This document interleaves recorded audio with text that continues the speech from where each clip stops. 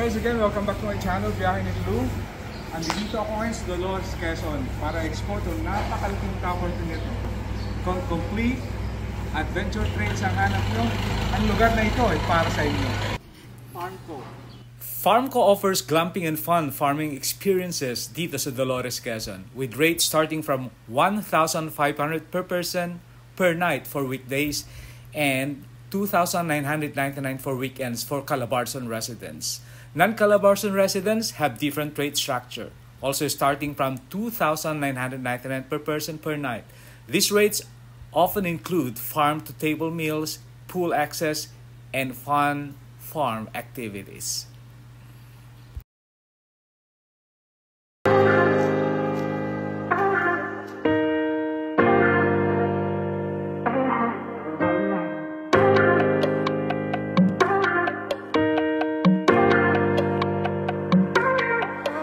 Ano na? Ito ba'y puro kalokohan? Di na halata na mayroon tayong kulang. Para yatang wala na akong natutunan at isang gabi ako'y nalunod sa titig mo. So guys, dito kami kakain ngayon ng lunch dito sa napakalaking dome shape na tent na to. At meron pang ongoing bingo game. So habang kumakain kayo ng buffet, pwede kayong maglaro ng bingo at manalo ng mga papremyo. Ang pagkain dito ay yung tinatawag nilang farm to table, na kung saan yung mga inaani nila sa kanilang farm ay yun din ang mga niluluto nila at pinapakain sa kanilang mga customer. So tara guys, kain muna tayo.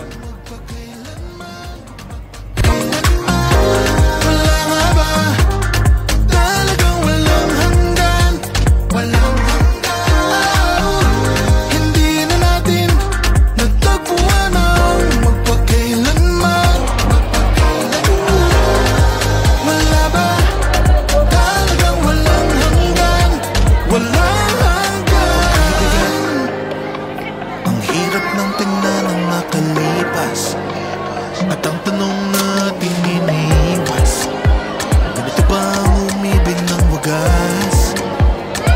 Hindi na pwedeng ibalik ang lahat ng mga yakap at halik.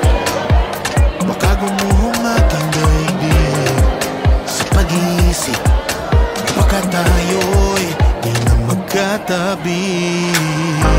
Mahirap pag-isipan, di na tayo magkikita. Maaari bang maulit ang buwan at patuloy pa lakad ang panahon? Ako'y magmamahal sa'yo. Itong napakalaking lawn na to, nasa harapan lang ng front desk. Merong children's playground at sa banda ron ay merong lawn na covered ng artificial grass na pwedeng pagganapan ng maraming activities gaya ng pwedeng games at eto nga, susumba yung mga alon dito. Hindi na natin natagpuan ang magpakailanman. Wala nga ba talagang walang hanggan? Walang